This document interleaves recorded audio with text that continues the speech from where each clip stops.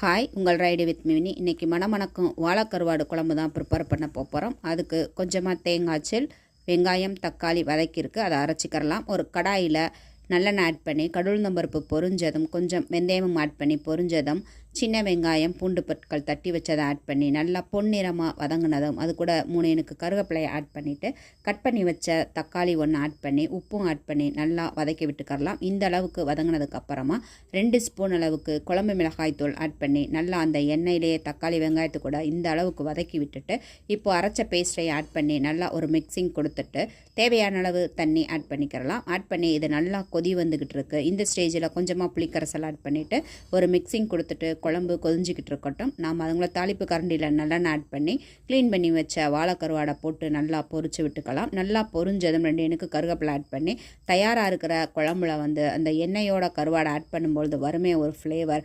இப்போவே